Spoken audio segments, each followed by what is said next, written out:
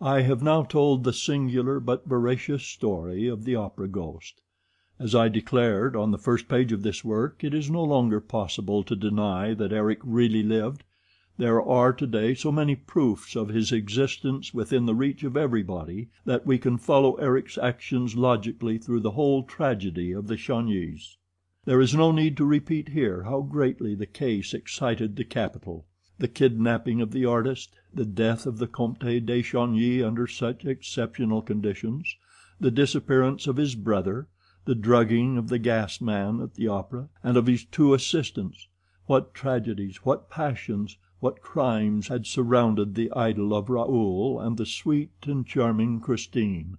What had become of that wonderful, mysterious artist of whom the world was never, never to hear again?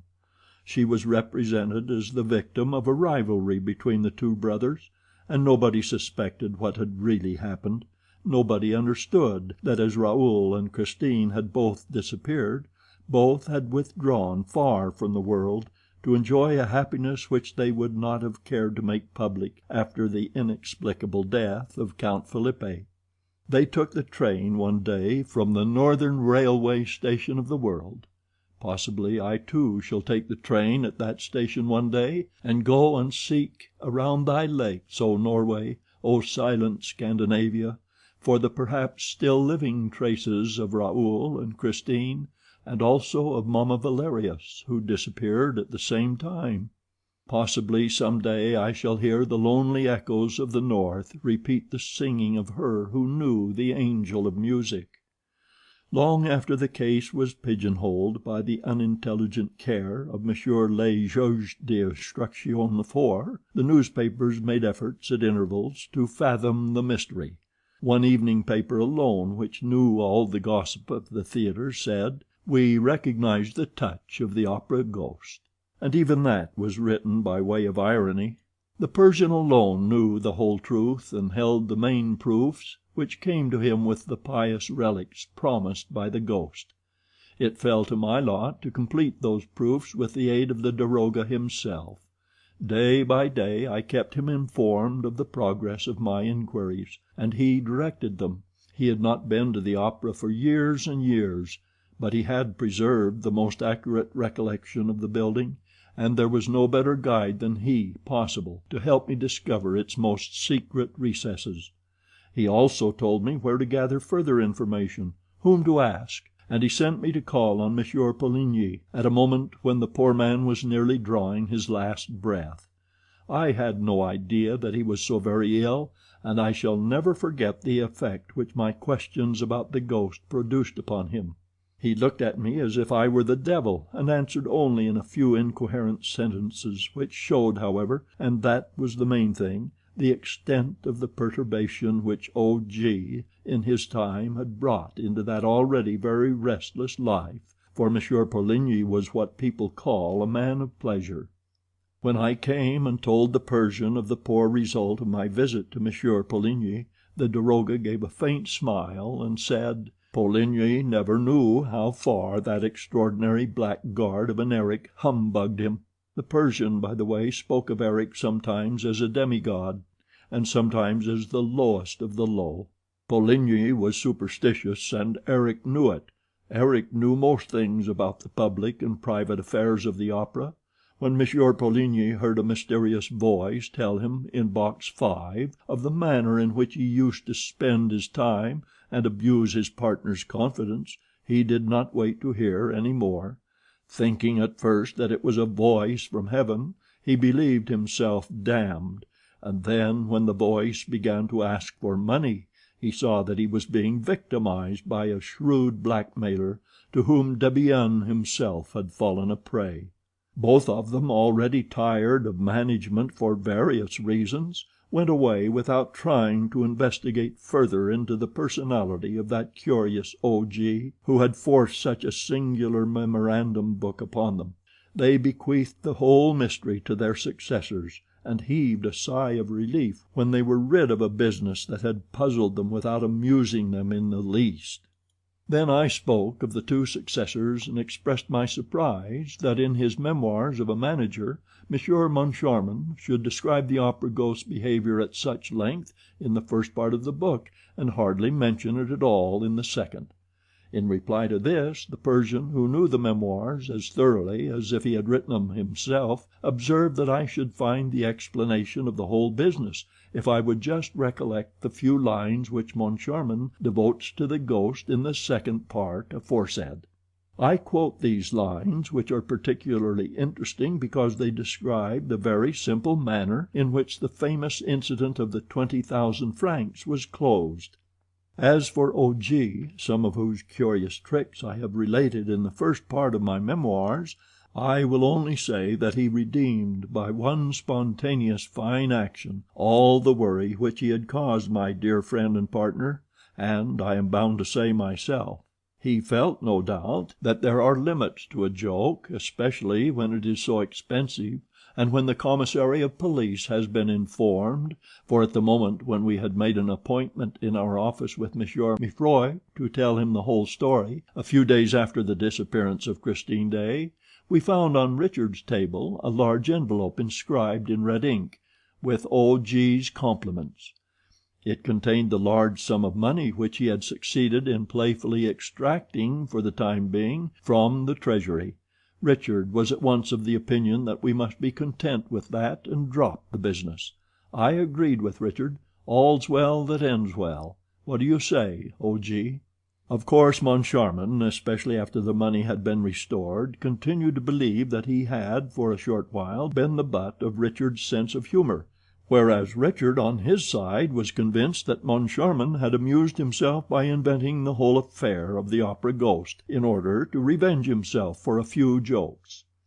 I asked the Persian to tell me by what trick the ghost had taken 20,000 francs from Richard's pocket in spite of the safety pin. He replied that he had not gone into this little detail, but that if I myself cared to make an investigation on the spot, I should certainly find the solution to the riddle in the manager's office by remembering that Eric had not been nicknamed the trapdoor lover for nothing. I promised the Persian to do so as soon as I had time, and I may as well tell the reader at once that the results of my investigation were perfectly satisfactory, and I hardly believed that I should ever discover so many undeniable proofs of the authenticity of the feats ascribed to the ghost. The Persian's manuscript, Christine Daae's papers, the statements made to me by the people who used to work under Messieurs Richard and Moncharmin, by little Meg herself, the worthy Madame Giry, I'm sorry to say, is no more, and by Sorelli, who is now living in retirement at Louveciennes, all the documents relating to the existence of the ghost, which I propose to deposit in the archives of the opera, have been checked and confirmed by a number of important discoveries of which I am justly proud. I have not been able to find the house on the lake, Eric having blocked up all the secret entrances. On the other hand, I have discovered the secret passage of the communists, the planking of which is falling to pieces in parts, and also the trapdoor through which Raoul and the Persian penetrated into the cellars of the opera house. In the communists' dungeon I noticed numbers of initials traced on the walls by the unfortunate people confined in it, and among these were an R and a C. R.C. Raoul de Chagny. The letters are there to this day. If the reader will visit the opera one morning and ask leave to stroll where he pleases without being accompanied by a stupid guide, let him go to box 5 and knock with his fist or stick on the enormous column that separates this from the stage box. He will find that the column sounds hollow. After that, do not be astonished by the suggestion that it was occupied by the voice of the ghost. There is room inside the column for 2 men. If you are surprised that when the various incidents occurred no one turned round to look at the column, you must remember that it presented the appearance of solid marble, and that the voice contained in it seemed rather to come from the opposite side, for, as we have seen, the ghost was an expert ventriloquist. The column was elaborately carved and decorated with the sculptor's chisel, and I do not despair of one day discovering the ornament that could be raised or lowered at will, so as to admit of the ghost's mysterious correspondence with Madame Giry and of his generosity. However, all these discoveries are nothing, to my mind, compared with that which I was able to make in the presence of the acting manager in the manager's office, within a couple of inches from the desk chair, and which consisted of a trap door, the width of a board in the flooring and the length of a man's forearm and no longer, a trap door that falls back like the lid of a box, a trap door through which I can see a hand come and dexterously fumble at the pocket of a swallow tail coat. That is the way the 40,000 francs went, and that also is the way by which, through some trick or other, they were returned. Speaking about this to the Persian, I said, "So we may take it, as the 40,000 francs were returned, that Eric was simply amusing himself with that memorandum book of his." "Don't you believe it," he replied. "Eric wanted money." Thinking himself without the pale of humanity, he was restrained by no scruples, and he employed his extraordinary gifts of dexterity and imagination, which he had received by way of compensation for his extraordinary ugliness, to prey upon his fellow men. His reason for restoring the 40,000 francs of his own accord was that he no longer wanted it. He had relinquished his marriage with Christine Daae. He had relinquished everything above the surface of the earth. According to the Persian's account, Eric was born in a small town not far from Rouen. He was the son of a master mason. He ran away at an early age from his father's house, where his ugliness was a subject of horror and terror to his parents. For a time he frequented the fairs, where a showman exhibited him as the living corpse. He seems to have crossed the whole of Europe from fair to fair, and to have completed his strange education as an artist and magician at the very fountainhead of art and magic, among the gipsies. A period of Eric's life remained quite obscure. He was seen at the fair of Nijni Novgorod, where he displayed himself in all his hideous glory. He already sang as nobody on this earth had ever sung before. He practiced ventriloquism, and gave displays of legerdemain so extraordinary that the caravans returning to Asia talked about it during the whole length of their journey. In this way his reputation penetrated the walls of the palace at Mazenderan, where the little sultana, the favorite of the Shah in Shah, was boring herself to death. A dealer in furs, returning to Samarkand from Nijni Novgorod, told of the marvels which he had seen performed in Eric's tent. The trader was summoned to the palace, and the daroga of Mazenderan was told to question him. Next the daroga was instructed to go and find Eric. He brought him to Persia, where for some months Eric's will was law. He was guilty of not a few horrors, for he seemed not to know the difference between good and evil. He took part calmly in a number of political assassinations, and he turned his diabolical inventive powers against the Emir of Afghanistan, who was at war with the Persian Empire. The Shah took a liking to him. This was the time of the rosy hours of Mazenderan, of which the daroga's narrative has given us a glimpse. Eric had very original ideas on the subject of architecture, and thought out a palace much as a conjurer contrives a trick casket. The Shah ordered him to construct an edifice of this kind.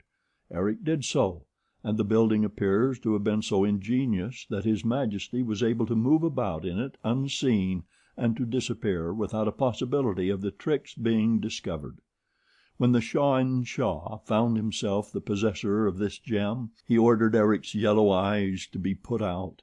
But he reflected that even when blind Eric would still be able to build so remarkable a house for another sovereign, and also that as long as Eric was alive someone would know the secret of the wonderful palace. Eric's death was decided upon, together with that of all the laborers who had worked under his orders. The execution of this abominable decree devolved upon the daroga of Mazenderan. Eric had shown him some slight services and procured him many a hearty laugh. He saved Eric by providing him with the means of escape, but nearly paid with his head for this generous indulgence. Fortunately for the daroga, a corpse, half eaten by the birds of prey, was found on the shore of the Caspian Sea, and was taken for Eric's body, because the daroga's friends had dressed the remains in clothing that belonged to Eric. The daroga was let off with the loss of the imperial favor, the confiscation of his property, and an order of perpetual banishment. As a member of the royal house, however, he continued to receive a monthly pension of a few hundred francs from the Persian treasury, and on this he came to live in Paris. As for Eric, he went to Asia Minor, and thence to Constantinople, where he entered the Sultan's employment. In explanation of the services which he was able to render a monarch haunted by perpetual terrors, I need only say that it was Eric who constructed all the famous trap-doors and secret chambers and mysterious strong boxes which were found at Yildiz Kiosk after the last Turkish revolution. He also invented those automata, dressed like the Sultan and resembling the Sultan in all respects, which made people believe that the commander of the faithful was awake at one place when in reality he was asleep elsewhere. Of course he had to leave the Sultan's service for the same reasons that made him fly from Persia. He knew too much. Then, tired of his adventurous, formidable, and monstrous life, he longed to be someone like everybody else, and he became a contractor, like an ordinary contractor, building ordinary houses with ordinary bricks. He tendered for part of the foundations in the opera. His estimate was accepted. When he found himself in the cellars of the enormous playhouse, his artistic, fantastic, wizard nature resumed the upper hand. Besides, was he not as ugly as ever? He dreamed of creating for his own use a dwelling unknown to the rest of the earth, where he could hide from men's eyes for all time. The reader knows and guesses the rest. It is all in keeping with this incredible and yet veracious story. Poor, unhappy Eric! Shall we pity him? Shall we curse him? He asked only to be someone, like everybody else. But he was too ugly, and he had to hide his genius or use it to play tricks with, when, with an ordinary face, he would have been one of the most distinguished of mankind. He had a heart that could have held the empire of the world, and in the end he had to content himself with a cellar. Ah, yes, we must needs pity the opera ghost. I have prayed over his mortal remains that God might show him mercy, notwithstanding his crimes. Yes, I am sure, quite sure, that I prayed beside his body the other day when they took it from the spot where they were burying the phonographic records. It was his skeleton. I did not recognize it by the ugliness of the head, for all men are ugly when they have been dead as long as that, but by the plain gold ring which he wore, and which Christine Daae had certainly slipped on his finger when she came to bury him in accordance with her promise. The skeleton was lying near the little well, in the place where the angel of music first held Christine Daae fainting in his trembling arms, on the night when he carried her down to the cellars of the opera house. And now what do they mean to do with that skeleton? Surely they will not bury it in the common grave. I say that the place of the skeleton of the opera ghost is in the archives of the National Academy of Music. It is no ordinary skeleton. End of epilogue. End of The Phantom of the Opera, by Gaston Leroux. Translated by Alexander Teixeira de Matos. Recording by Ralph J. Snelson.